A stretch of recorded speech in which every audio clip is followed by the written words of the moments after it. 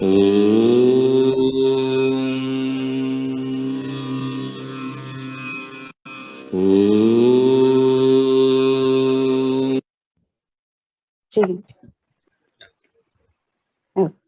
जी sir, नमस्कार।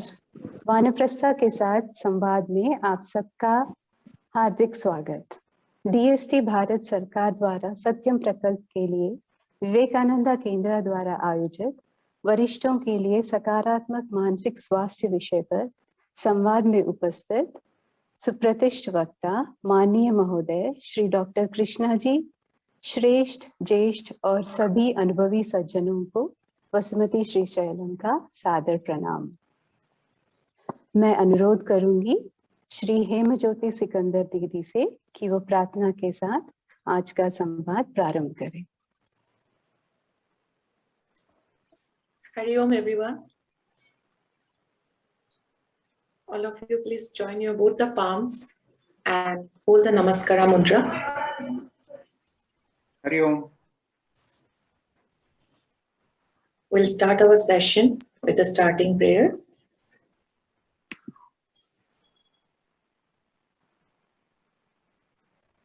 Please close your eyes. Om Sahana Bhavatu Sahano Bhunaktu Sahaviram Karvavahai Tejasvinavadhitamastu ma vidvishavahai. Om Shanti Shanti Shanti. Now gently rub your both the palms together. Press it on your facial muscle. Feel the vibration of the mantra. Now with few blinks, open your eyes and look towards your palms. Thank you.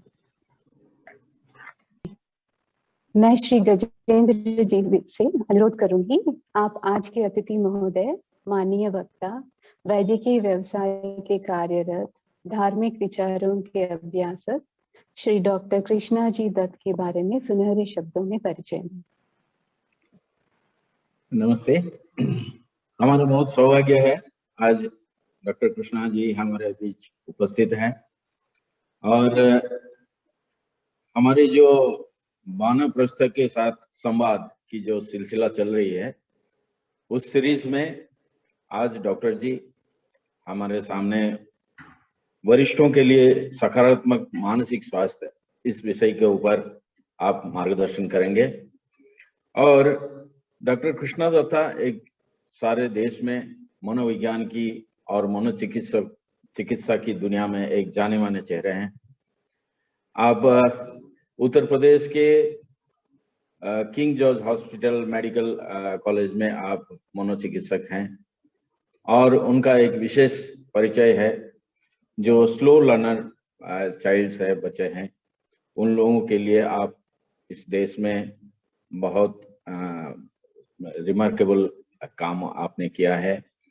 आप अस्मिता करके जो आप संस्था जो चला रहे हैं उसमें ऐसे बच्चों के लिए बहुत फायदेमंद हो रहे हैं। सैकड़ों बच्चे जो स्लो लर्नर है वो आपके मार्गदर्शन में, आपके काउंसलिंग में, आपके बिहेवियरल ट्रीटमेंट में, आप नॉर्मल स्कूल में बाद में वो एडमिशन ले रहे हैं और आप उत्तर प्रदेश की सरकार के द्वारा आप काफी सम्मानित हो चुके हैं और दूरदर्शन में, प्रिंट मीडिया में, मैगजीन्स में, रेडियो में आपका लगातार मार्गदर्शन होता रहता है नेशनल और इंटरनेशनल लेवल में। मैं ज़्यादा और कुछ नहीं कहूँगा, मैं डॉक्टर जी से अनुरोध करूँगा आप आपका विषय रखिए आज के ये में। Over to doctor ji please. धन्यवाद गजेंद्र जी। कार्यक्रम के मुख्य चरण में मैं डॉक्टर कृष्णा दत्त जी से सविनय निवेदन करूंगी कि वरिष्ठों के लिए सकारात्मक मानसिक स्वास्थ्य के विषय पर हमारा मार्गदर्शन करें। आयोजकों को जिन्होंने मुझे अवसर दिया इसमें अपने अनुभव साझा करने का। इसका प्रमुख कारण यह है कि विवेकानंद जी को मैं मानसिक गुरु मानता रहा हूं शुरू से, और इस हद तक कि हमारे जितने शैक्षणिक प्रपत्र हैं उसमें एक विवेकानंद का चित्र सदा साथ रहता था। तो ये आज विशेष प्रसन्नता हो रही है कि उनके नाम पे चल रहे प्रकल्प पे मुझे अपने अनुभव साझा करने का अवसर मिल रहा है। किसी अवसर पर विवेकानंद जी ने से पूछा गया था कि जीवन क्या है।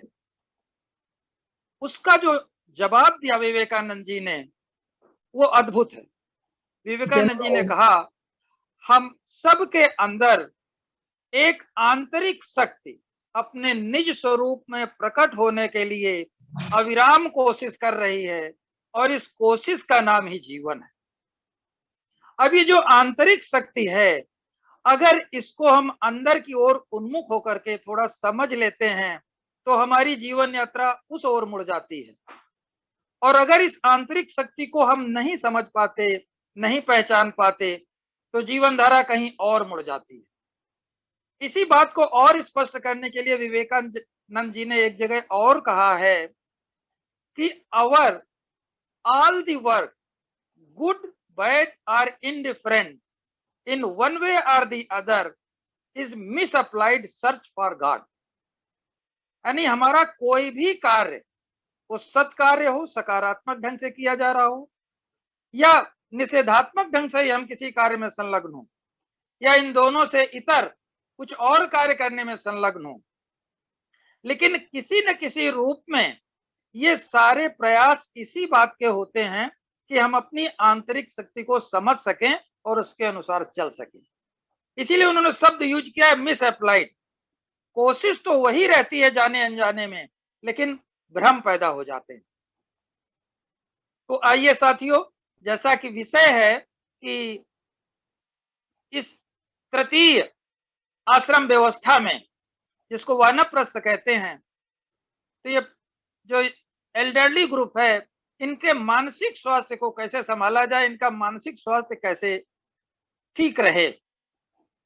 और अपने यहाँ का जो आश्रम व्यवस्था है वो अपने आप में संपूर्ण है कि प्रथम चरण में आप अपने को उन्नत करते हैं, अपनी शक्तियों को बढ़ाते हैं, ज्ञानार्जन करते हैं। द्वितीय चरण में जीवन का उपभोग करते हैं, और तृतीय चरण जो विशेष है जिस पे चर्चा होनी है, उस पे आपके परिवार का दायरा बढ़ जाता है। यानी परिवार सीमित नहीं रह जाता कि मैं और मेरा जीवन साथी और मेरे बच्चे, परिवार इतना ही नहीं है।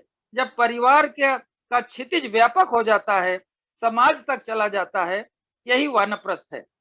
और आगे का चरण जैसे हम सबको विदित है, फिर वो संपूर्णता से एकाकार होने वाली बात है, जिसे सन्यास कहते हैं।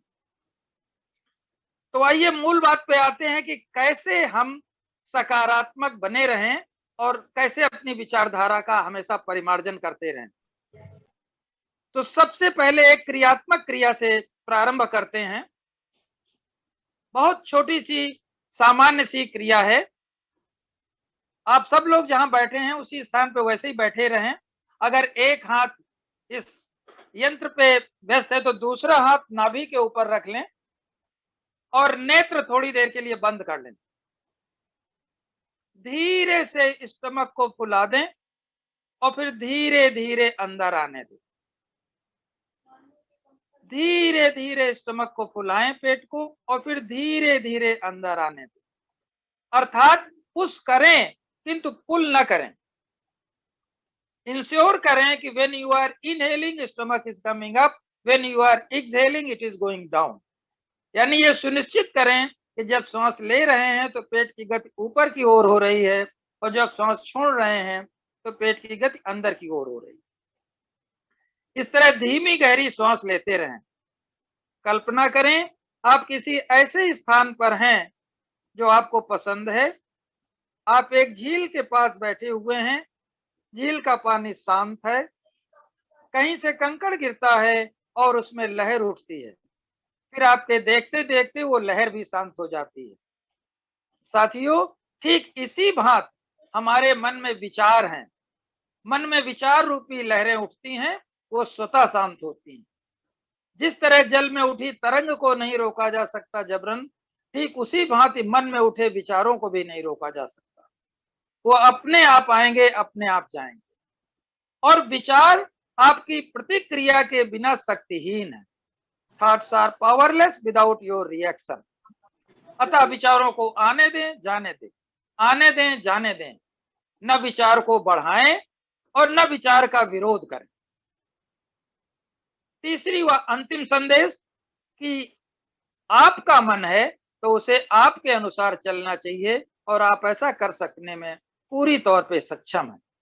इस तरह धीमी गहरी सांस लेते रहें और मन को एक वॉचमैन की तरह इस काम में लगा दें कि वो लगातार ये देख रहा है, दृष्टि रखे हुए है कि श्वास लेने पर पेट की गति ऊपर की ओर हो रही है, श्वास छोड़ने पर नीचे की ओर। सुविधा के लिए हम मान लेते हैं कि ऐसा करते हुए 5-10 मिनट हो गए, और जब प्रोसेस को टर्मिनेट करना हो तो अपने हाथों को आंखों पे रखें और धीरे धीरे हथेलियों को देखते हुए आंखें खोल दें और बाकी सारी बातें, सारी समस्याएं परम सत्ता पे छोड़ दें। ये छोटी सी क्रिया नित्य 2 बार अगर हम दिनचर्या में अपना लें, दिनचर्या शुरू करने के पूर्व और जब सोने जा रहे हैं तो लेटे लेटे करते हुए सो जाएं। करवट लें तो एक हाथ सिर के नीचे, एक हाथ पेट के ऊपर। ये छोटी सी क्रिया धीरे धीरे आपको अंतर्मुख करेगी और आप अंतर्दर्शन करने की, इंट्रोस्पेक्ट करने की प्रवृत्ति आपकी धीरे धीरे बलवती होने लगेगी। इसके बारे में 2 संदेश हम लोग देते हैं। एक तो ये कि ऐसा करने का मन शुरू में नहीं करेगा, मन इसका विरोध करेगा शुरू में, क्योंकि मन की प्रकृति ही ऐसी है, मन का स्वभाव ही ऐसा है कि जब उसे आप शांत करने चलते हैं तो वो इसका विरोध करता है। लेकिन अगर कुछ दिन कर लेंगे तो फिर एक अच्छी फीलिंग होने लगेगी और शायद ये स्थायी रूप से नित्य होने लगेगा। दूसरी बात, कंसंट्रेशन, मेडिटेशन, इन शब्दों से हम लोग बचने के लिए कहते हैं। कारण ये है कि ये थोड़ा पूर्णतावादी शब्द हैं, तो जब कोई शुरुआत में व्यक्ति इन शब्दों से संयुक्त हो जाता है तो फिर वो सामान्य क्रिया भी नहीं कर पाता। तो हम लोग ये सलाह देते हैं कि इस क्रिया को नाम देना ही है तो आप बैलूनिंग कह सकते हैं।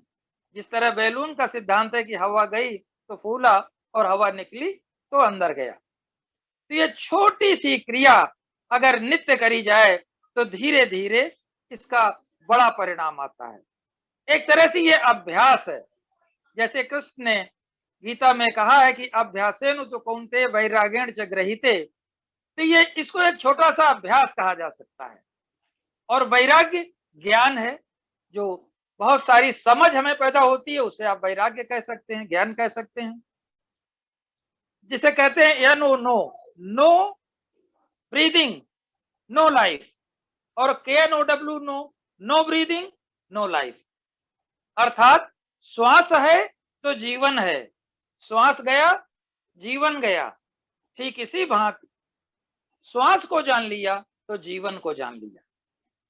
तो सबसे प्रथम चरण में मुझे यही निवेदन करना है कि यह छोटा सा अभ्यास नित्य किया जाए, जिससे कि हमारी अपने बारे में अवेयरनेस, सजगता बढ़ जाए और संवेदनशीलता बढ़ जाए।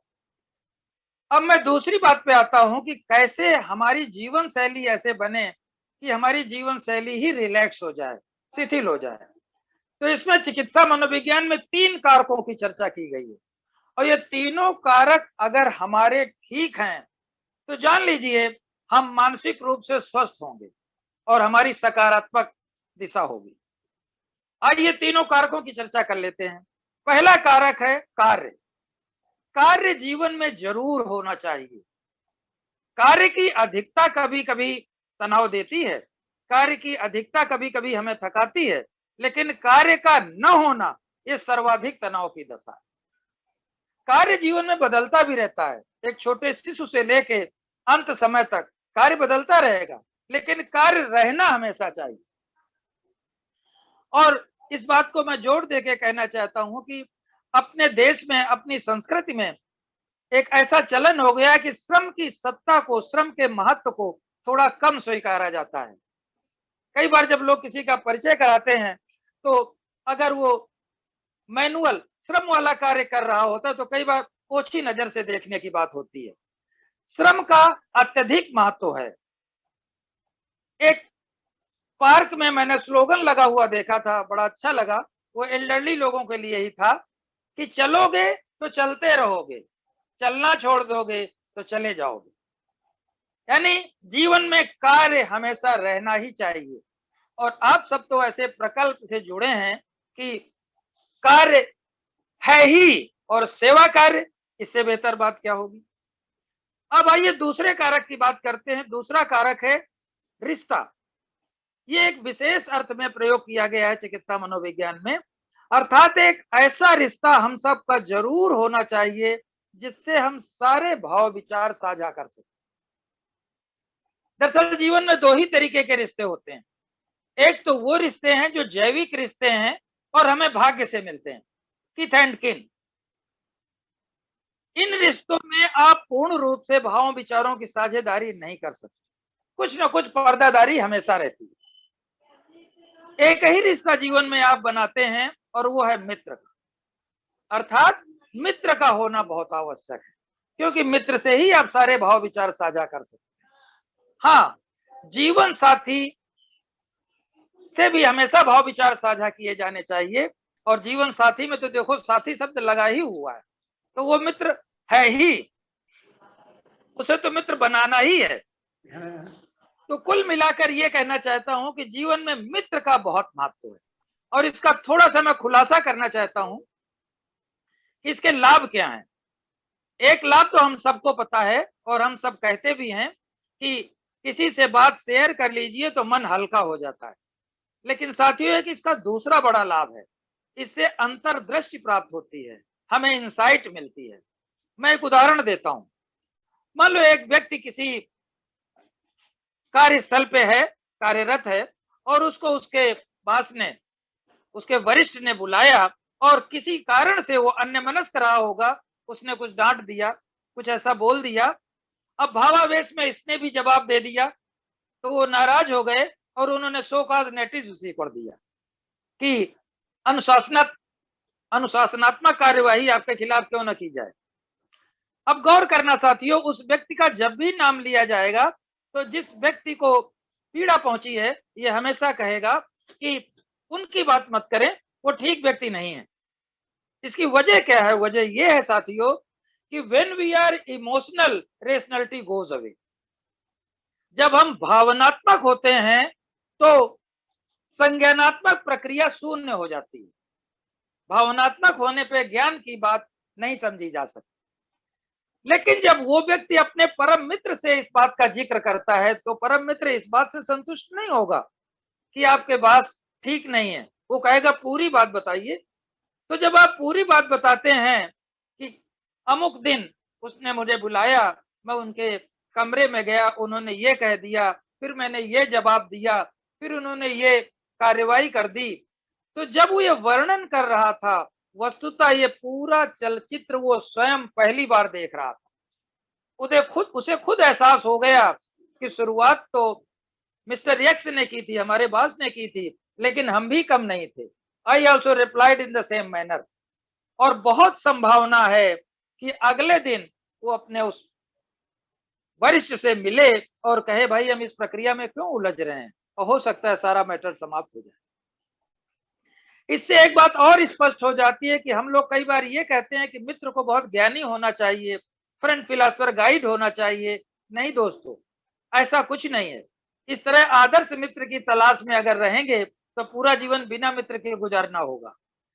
एक ही शर्त है मित्रता में कि आपका उस पर विश्वास होना चाहिए और उसका आप पर विश्वास होना चाहिए। क्योंकि यहां आपने देखा मित्र ने कुछ गाइड नहीं किया, लेकिन मित्र से शेयर करने में उसको अंतर्दृष्टि खुद मिल गई। In fact friend acts as a mirror. मित्र एक दर्पण का कार्य करता है। तो मित्र से शेयर करने पे न सिर्फ आपका मन हल्का होता है बल्कि आपको अंतर्दृष्टि भी मिलती है। अब तीसरे कारक की ओर चलते हैं। तीसरा कारक है एक्टिव हॉबी, कोई एक सक्रिय शौक। कई बार जब हम लोगों से शौक की बात करते हैं तो वो लोग पैसिव हॉबीज की बात करने लगते हैं कि सिनेमा देख लेते हैं, टीवी देखते हैं, मैच देख लेते हैं। साथियों, ये हॉबी नहीं है, इनमें से कुछ हॉबी नहीं है। इसके लिए अलग शब्द हैं, इसे आप रिक्रिएशन कह सकते हैं, मनोरंजन कह सकते हैं, लेकिन ये हॉबी नहीं है। हर शब्द की एक पारिभाषिक शब्दावली होती है। तो हॉबी होने के लिए 3 क्राइटेरिया फुलफिल होने चाहिए, तभी वो हॉबी होगा। पहला, उसमें कोई एक्टिविटी होनी चाहिए, क्रिया होनी चाहिए। दूसरा, वो क्रिया समाज द्वारा स्वीकृत होनी चाहिए। और तीसरा, उस क्रिया में आपको प्रसन्नता मिलनी चाहिए, आपको खुशी मिलनी चाहिए। ये तीनों क्राइटेरिया अगर फुलफिल हो रहे हैं तो वो हॉबी हो जाती है। जैसे सिंगिंग, डांसिंग, प्लेइंग, गार्डनिंग, ये सारी हॉबीज हैं। Reading, writing, acting and above all social service, ये सभी हॉबीज हैं, क्योंकि इन सब में क्रिया है, क्रिया समाज द्वारा स्वीकृत है और उस क्रिया में आपको अच्छा लग रहा है। अब ये मन में आएगा कि भाई हॉबी की क्यों जरूरत है? हॉबी की जरूरत इसलिए है कि कई बार ये हॉबी की जो एक्टिविटी है और वर्क में भी एक्टिविटी है, थोड़ा इसको और खुला करके समझ लें जिससे स्पष्टता आ जाए। तो कई बार किसी से पूछिए कि हॉबी क्या है, तो लोग जवाब देते हैं कि हमें अपने कार्य में ही बहुत मजा आता है, वही हमारी हॉबी है। देखिए, इसको हम लोग कहते हैं now you are playing with words. अब आप शब्दों के साथ खेल रहे हैं। जो हमारा व्यवसाय है, जो हमारा कार्य है, वो हमारी हॉबी नहीं हो सकता। मसलन कोई अध्यापक ये कहे कि हमें पढ़ाने में बड़ा मजा आता है, हम कॉलेज में पढ़ाते हैं और संध्या काल में हम ट्यूशन करते हैं, कोचिंग करते हैं, तो ये हॉबी नहीं होगी। हॉबी हो सकती है अगर सांध्य बेला में वो अपने ट्यूशन या कोचिंग फ्री देता हो। अर्थात वर्क और हॉबी में एक्टिविटी दोनों में है, लेकिन मूल अंतर यह है, वर्क में हम कुछ करते हैं, उसके एवज में कंक्रीट वस्तुगत रूप से हमें कुछ उपलब्ध होता है, और हॉबी में हम क्रिया तो जरूर करते हैं, लेकिन उपलब्ध सिर्फ प्रसन्नता होती है। प्रसन्नता के अलावा अगर कुछ मिल रहा है तो हॉबी नहीं कहलाएगा। जैसे गार्डनिंग किसी की हॉबी है, फिर उससे पौधे बिकने लगे तो फिर वो व्यवसाय हो गया। व्यवसाय गलत नहीं है, व्यवसाय है, अच्छी बात है, लेकिन फिर ये भ्रम न पालें कि ये आपकी हॉबी। तो ये अंतर है। दूसरी बात कि हॉबी का जो उद्देश्य लगभग वही है जो रिलेशनशिप, रिश्ते का था, अर्थात जो मित्र का था। हॉबी भी वही कार्य करती है कि आपके मन को हल्का करती है, रिलैक्स करती है, कैथार्ट करती है। देखिए, मन बड़ा चालाक होता है। जो ही मैंने ये कहा कि रिलेशनशिप और हॉबी दोनों का उद्देश्य एक ही है, तो हमेशा चतुर मन में ये बात आती है कि अगर दोनों का उद्देश्य एक ही है, तो अगर हमारे अंदर एक भी है तो हमारा काम चल जाएगा? जी नहीं, बिल्कुल नहीं चलेगा। क्योंकि आज के गतिक जीवन में ऐसा संभव नहीं है तो रोज रोज अपने मित्र को पकड़ के आप अपनी कथा सुनाएं। दूसरी महत्वपूर्ण बात यह है कि बहुत सारे अवसर ऐसे होते हैं, बहुत सारी घटनाएं ऐसी होती हैं जिसमें शेयर करने जैसा, भाव विचारों को साझा करने जैसा कुछ होता ही नहीं, लेकिन आघात आपको पहुंचता है। मैं उदाहरण देता हूं। कहीं आप तैयारी से जा रहे हैं और अचानक रास्ते में जाम में फंस गए और आधा घंटे डिटेन हो गए। अब बताइए, इसमें भाव विचार साझा करने के लिए आपके पास क्या है? लगभग कुछ नहीं, लेकिन आपको आघात पहुंचा है। तो इस तरह की जो घटनाएं होती हैं और आपके अंदर पेंटअप एनर्जी इकट्ठा होती है, वो हॉबी के माध्यम से निष्कासित हो जाती है। और जो जीवन की बड़ी घटनाएं हैं, निश्चय करके उसमें जब अपने मित्र से साझा करते हैं तो वो रिलीज होती है। तो दूसरा महत्वपूर्ण संदेश मेरा यह है कि ये तीनों कारक हमेशा ठीक रहने चाहिए: वर्क, रिलेशनशिप, हॉबी। अब मैं जिस एज ग्रुप से हमारी बात हो रही है, वानप्रस्थ आश्रम वाले व्यक्तियों से, तो इसमें नए मित्र बनाने की सलाह बिल्कुल नहीं है। जो मित्र जिसके हैं वो ठीक है, अच्छी बात है, लेकिन मित्र नहीं है अगर, जीवन साथी है, उससे अपनी मित्रता को गहराएं। संदेश ये है कि भावनाओं विचारों की साझेदारी करें, साझेदारी को बढ़ाएं। भारत में ऐसे सर्वे किए गए जिसमें पाया गया कि यहाँ पति पत्नी आपस में एक दूसरे के लिए केयरिंग तो बहुत होते हैं, सहायता करने को तो बहुत प्रस्तुत रहते हैं, लेकिन भाव विचारों की साझेदारी कम करते हैं। इसको रिवर्स होना चाहिए, मोर शेयरिंग लेस केयरिंग, क्योंकि ओवर केयरिंग व्यक्ति को कमजोर बनाती है और ओवर शेयरिंग उसको सबल बनाती है। तो भावनाओं विचारों की साझेदारी अपने जीवन साथी से बढ़ाएं। हॉबी के बारे में भी एक संकेत देना चाहेंगे कि अगर हॉबी कोई नहीं है तो यहां तक कि इंडोर गेम हो सकता है, क्योंकि खेल एक ऐसी हॉबी है जो कोई भी अपना सकता है, और अगर आउटडोर गेम नहीं है तो इंडोर गेम भी हो जाएगा। और इससे तो कोई बेहतर बात हो ही नहीं सकती, अगर सेवा कार्य में से आप जुड़े हैं, सोशल सर्विस, तो इससे तो बेहतर कोई हॉबी हो ही नहीं सकती। तो ये मेरा दूसरा कहना है कि वर्क रिलेशनशिप हॉबी, ये अपना जिंदगी रूपी तिपाही के तीनों कारक हैं, जो तीनों पाए हैं, ये हमेशा मजबूत रहने चाहिए। अब तीसरे चरण में मैं ये बताना चाह रहा हूं, जिसको कि आप संक्षेप में कह सकते हैं कि माइंड योर माइंड, अपने मन के बारे में थोड़ा और समझें, मन की प्रकृति को समझें, मन के स्वभाव को समझें, क्योंकि सारे दुनिया में सारे कार्य इस मनोशारीरिक यंत्र के द्वारा ही किए जाते हैं, और इसमें मन ही प्रमुख कारक है जो संकेत देता है, निर्देश देता है कार्यों को करने का, संकल्प शक्ति के आधार पर। इसलिए मन की प्रकृति को थोड़ा जरूर समझें। तो मन को साधारण ढंग से डिफाइन किया गया है कि mind does not want any discipline, it loves its own freedom and whims more than anything else. ये मन की प्रकृति है। यानी मन के साथ तीन चीजें हैं। पहली बात तो मन कोई अनुशासन नहीं चाहता, और साथ में ये भी जान लीजिए कि बिना मन को अनुशासित किए जीवन में कुछ भी नहीं किया जा सकता। दूसरा, मन स्वतंत्र रहना चाहता है, बल्कि सही शब्द होगा स्वच्छंद रहना चाहता है। लेकिन अगर स्वच्छंद होगा तो बहक जाएगा। यानी स्वतंत्रता के साथ आत्म संयम एवं स्वानुशासन हमेशा संयुक्त है।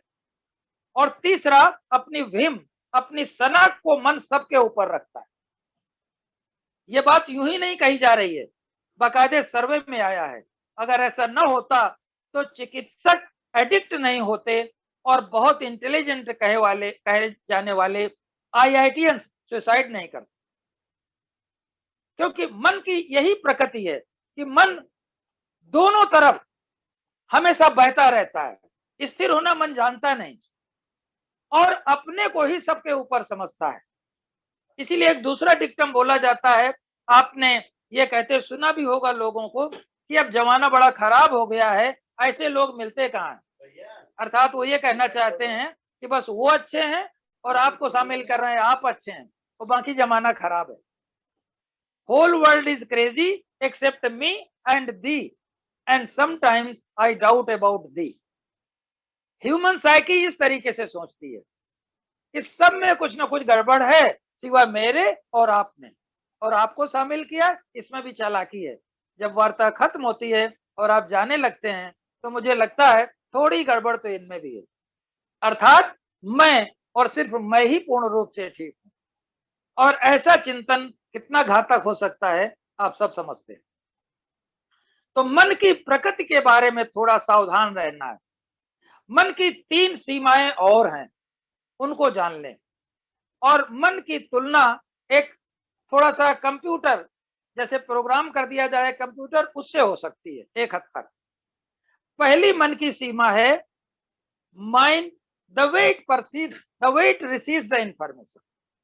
जिस तरह से हमारा मन सूचनाओं को संग्रहित करता है, यह इसका ढंग एकांगी है।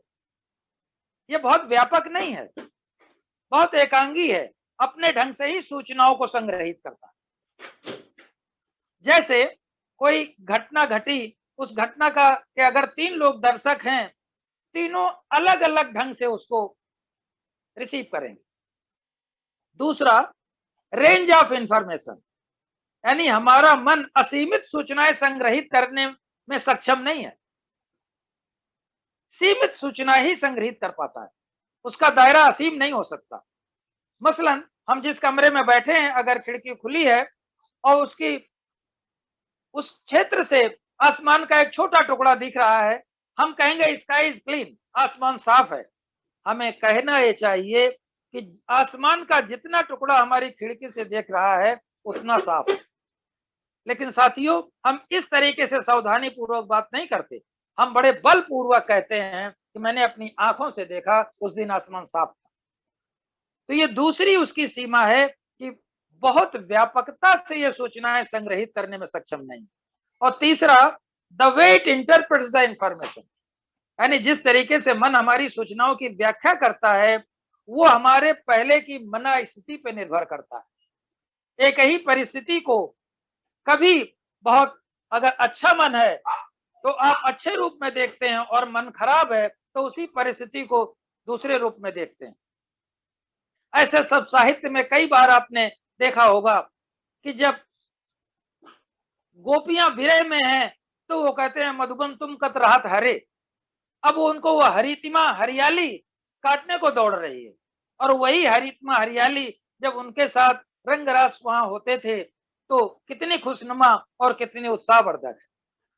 अर्थात ये तीनों हमारे मन की सीमाएं हैं। जिस तरीके से सूचनाएं लेता है, जितनी सूचनाएं ले सकता है, और जिस तरह सूचनाओं की व्याख्या करता है, इन सब में इसकी सीमा है। कहना चाहिए कि mind appears to be your master but it is not, and let it never become your master. ऐसा लगता है, ऐसा भासता है कि मन हमारा मालिक है, हमारा गाइड है, लेकिन इसे अपना गाइड या मालिक मत बनने दीजिए। या एक बात मैं फिर से कह दूं, ऐसा नहीं है कि मन की इतनी भर्त्सना की जा रही है, मन बेकार है, ऐसा नहीं है। Mind is very useful in dealing with phenomenal world. इस जागतिक प्रपंच में समायोजन के लिए, बहुत सारे कार्य करने के लिए मन की महती उपयोगिता है, लेकिन ये हमारा मास्टर नहीं हो सकता। इसको समझने के लिए एक उपमा दी गई है, और विदुर नीति में एक बड़ा अच्छा श्लोक है जो विदुर जी ने बोला है। आत्मा नियंत्रण ज्ञानस्य चास्वा तैरप प्रमत्ला कुशली सदा से दांते सुखम याति रथियो धीरा। रथा शरीरम पुरुषस्य राजन आत्मा नियंत्रण ज्ञानस्य चास्वा तैरप प्रमत्ता कुशली सदस्य दांते सुखम याति रथियो धीरा। इसको खुलासा करके समझे। हम सभी ने गीता में वो चित्र देखा होगा रथ का, जिसमें सारथी हैं और एक रथी है। इस उदाहरण से इसको समझा जा सकता है, और इससे मन की उपयोगिता और स्पष्ट हो जाएगी। रथ हमारा शरीर है, रथ में जो घोड़े जुते हुए हैं वो इंद्रियां हैं, जो सारथी है वही दरअसल मन है हमारा, और जो पीछे बैठा हुआ रथी है उसको आप सेल्फ, आत्मा, अंतर्मन इन नामों से जान सकते हैं। और मन के ही हाथ में चाबुक और छड़ी भी है, ये है बुद्धि और विवेक। मैं पुनः बोल रहा हूं, रथ हमारा शरीर है, घोड़े इंद्रियां हैं, सारथी हमारा मन है, और सारथी के हाथ में जो अस्त्र शस्त्र हैं, चाबुक एवं छड़ी, वो बुद्धि विवेक है। अब अगर मन को पूरी स्वच्छंदता मिल जाएगी तो इंद्रिय रूपी घोड़े उसे कहीं भी ले जा सकते हैं और पूरा जीवन विध्वंस करा सकते हैं। हम सब ने देखा होगा आजकल की ऑटोमोबाइल शैली में भी जो चालक होता है, ड्राइवर होता है, वो प्रायः पीछे मुड़ के मालिक से पूछता है कि सर स्पीड ठीक है, गति ठीक चल रही है, आगे से सर लेफ्ट लेना है या राइट लेना है। यानी सारथी को बीच बीच में रथी से मुड़ के संकेत लेते रहना चाहिए, क्योंकि जब पीछे से संकेत लेंगे तो वो जो उसके हाथ में छड़ी और चाबुक है, यहाँ पे ये बुद्धि फिर अब सद्बुद्धि बन जाती है, विवेक बन जाता है। और अगर मन अंतर्मन से संयुक्त नहीं रहता, उसके निर्देश नहीं लेता, तो वो जो चाबुक और छड़ी है, यानी जो बुद्धि है वो उसकी सब सर्विएंट हो जाती है, यानी मन की सहायिका हो जाती है। इसी बात को स्पष्ट रूप से समझना है, यानी मन को बहुत महत्व मिल जाता है तो बुद्धि उसकी सहायिका हो जाती है। और अगर मन को अंतर मन से संकेत लेना है, मन को सेल्फ से, आत्म तत्व से संकेत प्राप्त करने होते हैं, तो यही बुद्धि विवेक बन जाती है। तो मन की इस चालाकी से मित्रों सावधान रहना है। जैसे शंकर प्रसाद जी ने भी कामायनी में कहा है, मन जब निश्चित सा कर लेता कोई मत है अपना, बुद्धि दैव बल से प्रमाण का सतत निरखता सपना। यानी मन टारगेट पहले तय कर लेता है और फिर बुद्धि को लगा देता है कि इसको जस्टिफाई करो, ये क्यों जरूरी है। इसी को और स्पष्ट वो करते हैं कामायनी में, बन जाता सिद्धांत प्रथम फिर पुष्टि हुआ करती है, बुद्धि उसी ऋण को सबसे ले सदा भरा करती है। तो ये जो उदाहरण दिया गया, तो इससे ये स्पष्ट होता है कि हमें अंतर मन की आवाज जरूर सुननी चाहिए। मन अगर ज्यादा बलवती हो जाएगा तो बुद्धि को भी अपनी सहायिका बना लेगा और फिर जीवन कठिन हो जाएगा। एक और बात समझने लायक है, वो ये कि हम हमेशा जीवन में कौशल और ज्ञान बढ़ाने में लगे रहते हैं, लेकिन साथियों हमारा जीवन हमारे ज्ञान और कौशल के आधार पर नहीं चलता। हमारा जीवन चलता है हमारी आदतों और हमारे दृष्टिकोण पर। We keep on developing knowledge and skills throughout life, but our life is dependent more on our habits and attitudes. Habits क्या है हम सभी जानते हैं, आदतें पहले हम बनाते हैं, फिर आदतें हमको बनाती हैं। इसलिए कोशिश करें अच्छी आदतें बने, और दूसरा आदतों के बारे में सजग रहें। आदतें जड़ता का रूप न ले लें, आदतों में भी इतना लचीलापन होना चाहिए कि समय आने पर उनमें थोड़ा लचीलापन भी हो, थोड़ी गुंजाइश हो, यांत्रिक ढंग से हम वो सब काम न करने लगे। दूसरा है एटीट्यूड, दृष्टिकोण। इसका जीवन में सर्वाधिक महत्व है, दृष्टिकोण का हमारे जीवन में सर्वाधिक महत्व है। इसको स्पष्ट करने के लिए मैं एक छोटी सी जातक कथा गौतम बुद्ध की बताना चाहता हूं। गौतम बुद्ध अपने प्रिय शिष्य आनंद के साथ जा रहे थे। आनंद ने उनसे कभी पूछा था कि जीवन को लोग किस रूप में लेते हैं। गौतम बुद्ध के मन में आया कि आज इन्हें स्पष्ट कर दें कि लोग जीवन को किस रूप में लेते हैं। उन्होंने इशारा किया एक मजदूर की तरफ कि आनंद इससे पूछना इसको जीवन कैसा लग रहा है। आनंद ने उससे पूछा, बहुत नाराजगी में उस मजदूर ने जवाब दिया कि जीवन ईवन की क्या बात करते हो, दिन भर पत्थर तोड़ता हूं, तब जाके कहीं खाना मिलता है। थोड़ी देर और आगे बढ़ने पे एक मजदूर की तरफ फिर इशारा करते हैं गौतम बुद्ध। आनंद जब उससे पूछता है तो उसका जवाब काफी संतुलित था कि कम से कम मैं भाग्यशाली हूं, संतुष्ट हूं जीवन से, मेहनत करता हूं और 2 वक्त की रोटी कमाता हूं। अगर बहुतों से हमारे पास कम है तो बहुतों को तो ये भी नहीं नसीब। वो काफी संतुष्ट था। आगे चलने पर दिखा कि एक मजदूर बहुत प्रसन्न दिखाई दे रहा था। गौतम बुद्ध ने कहा, जरा आनंद इससे पूछना। और जब आनंद ने उससे पूछा तो उसका जवाब अभिभूत कर देने वाला था। उसने कहा, मुझसे ज्यादा भाग्यशाली शायद ही कोई इस दुनिया में हो। आनंद ने कहा, तुम्हें भाई क्या मिल गया, क्या उपलब्ध हो गया, कितने प्रसन्न हो। उसका जवाब था, देखिए प्रभु ने हम पे असीम कृपा की है और मैं प्रभु के लिए गृह निर्माण में लगा हुआ। Moral of the story is, एक मंदिर का निर्माण हो रहा था। वो सभी मजदूर थे और वहीं कार्यरत थे, सभी को एक ही पगार मिल रही थी, सबका वर्क मैनेजर भी एक था, लेकिन एक फर्श पे है, एक अर्श पे है, एक मध्य पे है। ये दृष्टिकोण का अंतर है। जैसा दृष्टिकोण होगा वैसा ही हमें जीवन दिखाई देने लगता है। और इसको अगर बहुत स्पष्ट रूप से कहा जाए तो जितना विस्तार है, जितनी व्यापकता है, जितनी उदारता है, वही जीवन को आगे ले जाती है। संकीर्णता ही मौत है, उदारता ही जीवन है। जितना संकीर्ण सोच होती चली जाती है, निषेधात्मक होती चली जाती है, तो इसका मतलब हमारा चिंतन मृत्यु की ओर जा रहा है। और जितना उदारवादी दृष्टिकोण होता है, ये वास्तविक जीवन की ओर हमारा विचार जा रहा है। मुख्य बात यह है कि हम अपने चिंतन के बारे में सजग रहें और संवेदनशील रहें। जिस तरीके से हमारी श्वास चल रही होती है, लेकिन हम देखते नहीं है, बार बार चेक नहीं करते कि श्वास चल रही है कि नहीं। ठीक इसी भांति अगर हमारे मन में भाव विचार क्या चल रहे हैं और हम उनके संपर्क में नहीं हैं, तो ये भाव विचार हमें कहीं भी पहुंचा सकते हैं। और इसी का परिणाम होता है कि कई बार हम उदास हो जाते हैं, एंग्जस हो जाते हैं, भयग्रस्त हो जाते हैं। तो हमें अपने भाव विचारों के संपर्क में रहना चाहिए। और वो साथियों कैसा होगा? वो तभी संभव होगा जब कम से कम दिन में 2 बार सुबह और रात्रि में थोड़ी देर शांत बैठने का अभ्यास करें। और जो शुरू में डीप ब्रीदिंग, डायफ्राम ब्रीदिंग का अभ्यास कराया गया था, कम से कम उतना समय 5-10 मिनट अपने को दें। कहना चाहिए अपने साथ उतना समय बिताएं, एकांत। तो इससे अपने आप अपने भाव विचारों के संपर्क में रहने लग जाते हैं। आपकी सजगता, अवेयरनेस बढ़ जाती है और धीरे धीरे संवेदनशीलता भी बढ़ जाती है। और जब ये बढ़ जाती है तो फिर सकारात्मक दृष्टिकोण का स्वतः निर्माण हो जाता है। जैसे इस संदर्भ में मुझे एक मैथिली शरण गुप्त की लाइन याद आ रही है कि देखिए, देखते तो हम सब लोग हैं।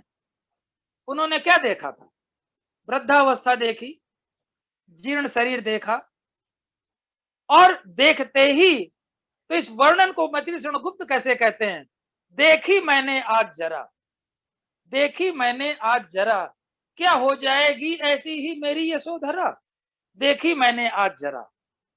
तो ये वो दृष्टि है कि उन्होंने एक वृद्ध व्यक्ति को देखा और देखते ही उनके मन में कौंधा कि क्या मैं या मेरी यशोधरा भी एक दिन ऐसी ही हो जाएगी। और यही चिंतन गहरा गया और सत्य को खोजने के लिए प्रेरित हो गए। तो अगर हमारी दृष्टि विधेयात्मक हो जाती है, दृष्टि हमारी सकारात्मक हो जाती है, तो बाकी सारे कार्य स्वतः उसी ओर मुड़ने लग जाते हैं और हमारा जीवन उस ओर बढ़ जाता है और जीवन में श्रेष्ठता अपने आप आने लग जाती है। अंत में मैं कुछ बातें कहते हुए अपनी बात को कंक्लूड करना चाहूंगा। 2 बातों की जरूरत होती है, साधना और सेवा। साधना आंतरिक शांति के लिए और सेवा बाहर की शांति के लिए। साधना को संक्षेप में कह सकते हैं इंट्रोस्पेक्शन, अंतर्दर्शन करना, अपने से जुड़ना, अपने साथ अपना रिश्ता ठीक करना, और सेवा। और सेवा वाली बात का जिक्र जब भी आता है तो अब विवेकानंद संस्थान से जुड़े लोगों को सेवा का अर्थ समझाने का मुझे नहीं लगता उसकी आवश्यकता है, क्योंकि जब आप सेवा कार्य में जुड़ते हैं तो ये भाव ही खत्म हो जाता है कि कोई दूसरा नहीं है, मैं सब में हूं, सब मुझ में है। मैं सब में हूं, सब मुझ में है। जैसे we have living kinship with all living beings and we have atomic kinship with our matter। यानी सारा यूनिवर्स हमारे अंदर भी है, यथा पिंडे तथा ब्रह्मांडे। तो जब ये भाव जागृत होता है कि मैं सब में हूं, सब मुझ में है, और इस भाव की ओर सेवा करते ही या सेवा का कार्य शुरू करते ही ये भाव आने लग जाता है और अपने आप सरलता व्याप्त होने लगती है। तनाव अपने आप गायब हो जाता है, क्योंकि तनाव उपज ही इस बात की है जब हम अपने को उस अंशी से अलग मानने लग जाते हैं। और जब तक हम परम सत्ता से अपने को संयुक्त नहीं करेंगे, तब तक शांति किसी भी भांति मिल ही नहीं सकती। परम सत्ता अव्यक्त है, वो व्यक्त होती है तो संसार बनता है, और व्यक्त जगत की सबसे सजग इकाई है इंसान, इसीलिए उसे कहा गया व्यक्त। परम सत्ता व्यक्त हुआ तो संसार बना, और व्यक्त जगत की सजग इकाई इंसान, इसीलिए उसे कहा गया व्यक्ति।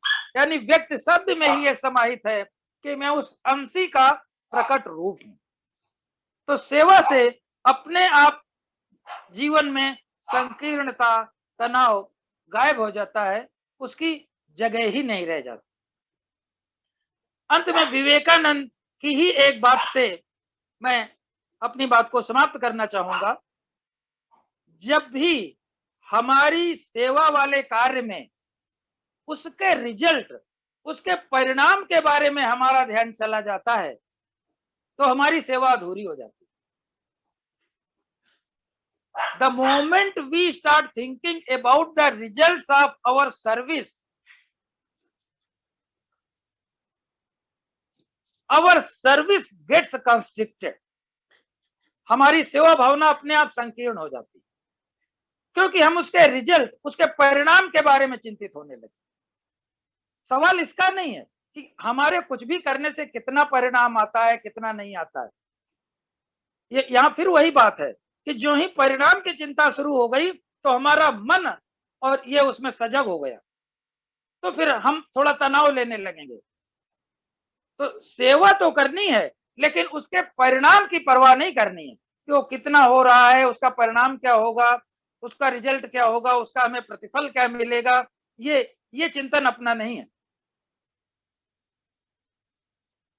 तो मैं इसी बात से अपनी बात को समाप्त करना चाहता हूं कि सजग रहें, अवेयर रहें और संवेदनशील रहें, सेंसिटिव रहें, तो अपने आप एक सकारात्मक दृष्टिकोण की स्थापना हो जाती है जीवन में।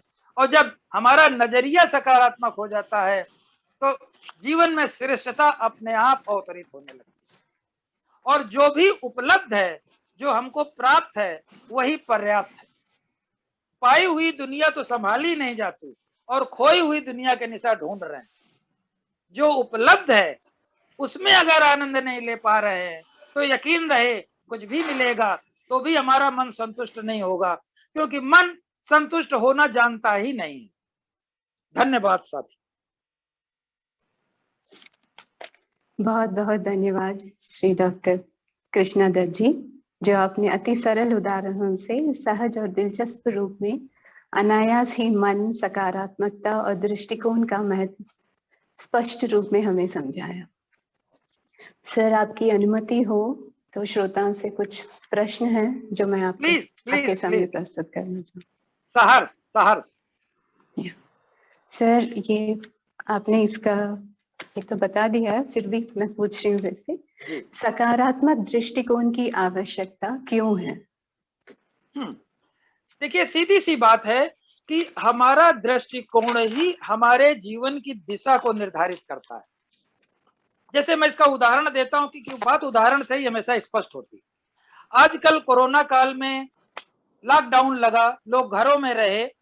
हमारे कुछ मित्रों ने बार बार फोन करके कहा कि कैसा समय आ गया है, घर में कैद हो गए हैं, जैसे पिंजड़े में बंद हो गए हैं, और उनको घबराहट, बेचैनी, उदासी होने लगी। स्थिति एक ही थी और उसी स्थिति में कुछ मित्रों ने उसको सकारात्मक ढंग से लिया और कुछ ने पुस्तक लिख दी।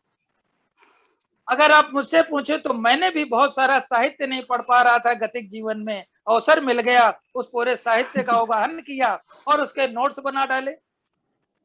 तो जब हम देखो, स्थिति एक है, एक को कहते हैं एकांत, एक को कहते हैं अकेलापन। वस्तुगत रूप से एक ही है कि आप कमरे में अकेले हैं। एकांत आपने चुना है, अकेलापन में ऐसा लगता है as if you have been left alone, औरों ने जैसे आपको अकेला छोड़ दिया है। एकांत जब आप चुनते हैं तो इससे प्रसन्नता सृजित होती है, और जब अकेलापन महसूस करते हैं तो इससे दर्द, इससे पेन सृजित होता है। जी सर, बहुत अच्छा समझाया। सर, एक और प्रश्न है, बुजुर्गों के मन में सकारात्मक आदतें कैसे बैठाएं? हाँ, इसका भाव वही है जो कि आपके इसका आज का टॉपिक का नाम भी है, वानप्रस्थ। जब तक कि वानप्रस्थ का भाव नहीं आएगा तब तक सकारात्मक दृष्टिकोण नहीं आ सकता। वानप्रस्थ के भाव से मेरा ये मतलब है, वो जो परिवार की सरकारी परिभाषा है, मैं सरकारी शब्द का इस्तेमाल कर रहा हूं, परिवार की जो सरकारी परिभाषा है उससे साथियों बाहर आना पड़ेगा। Me, my wife, my child, me, my husband, my child, इससे बाहर आना होगा, क्योंकि वो समय पार कर चुके हैं आप। अब आपका दायरा सामाजिक होना चाहिए और आपको अपने दायित्वों को, जिम्मेदारी दूसरों को दे देना चाहिए। इसका आशय ये नहीं है आप परामर्श, सहयोग, गाइडेंस, निर्देशन हमेशा देते रहे जीवन भर, लेकिन जिम्मेदारी और पे अब डाल दें। अब बाहर से गाइड रहे, ऐसा भाव आते ही सकारात्मक होने लगेंगे। और जब तक उस गणित में उलझे रहेंगे, गृहस्थी के गणित में उलझे रहेंगे, तो फिर सकारात्मक दृष्टिकोण नहीं आ पाए। यानी परिवार का दायरा बढ़ाना है, अगर संक्षेप में कहा जाए तो परिवार का क्षितिज बढ़ाना है, और परिवार का क्षितिज बढ़ते ही दृष्टिकोण सकारात्मक होने लगे।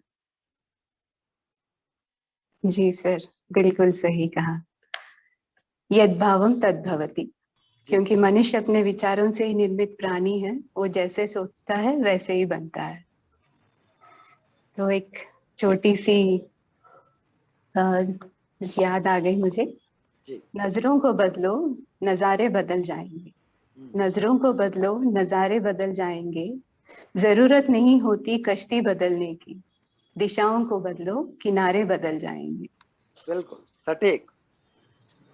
जी सर, मैं अनुरोध करूंगी श्री भीमान जी अग्रज से कि वे धन्यवाद प्रस्ताव दें। नमस्ते। विवेकानंद केंद्र नारडेव से संचालित यह वरिष्ठों के लिए जो प्रकल्प चल रहे हैं, उसके पीछे बहुत सारे कर्मयोगी लगे हुए हैं, अहर्निशम दिन रात लगे हुए हैं। वासुदेव जी, श्रीधर जी, हमारा सुमन जी, बहुत सारे और असंख्य कार्यकर्ता जो पूरा भारत भर से लगे हुए हैं, अपने वरिष्ठ जन के साथ दिन रात काम कर रहे हैं। सभी को धन्यवाद देते हैं अंतःकरण से। और इतना एक सुंदर एक संवाद की प्रत्येक शनिवार को ये जो आयोजन कर रहे हैं, उसके लिए भी हम अंतःकरण से धन्यवाद देते हैं। हम सभी वरिष्ठ लोगों को एक मार्ग मिले, एक सही रास्ता मिले, जोश मिले। आज जैसे पूजनीय कृष्णदत्त जी गीता की 3य अध्याय 5वें श्लोक से शुरू करते हुए और स्वामी विवेकानंद की contraction is life, expansion is death, वहां तक जो यात्रा कराएं, उसके लिए बहुत बहुत धन्यवाद श्री कृष्ण दत्त जी। और हम आगे चाहेंगे कि आप फिर से आए, हम सब लोगों को मार्गदर्शन करें। इसके साथ साथ जितने भी श्रोतागण थे, बहुत ही ध्यान से सुन रहे थे, मन से सुन रहे थे। इवन 78 लोग थे। तो हम उन सभी लोगों को अपने समय निकालकर और इस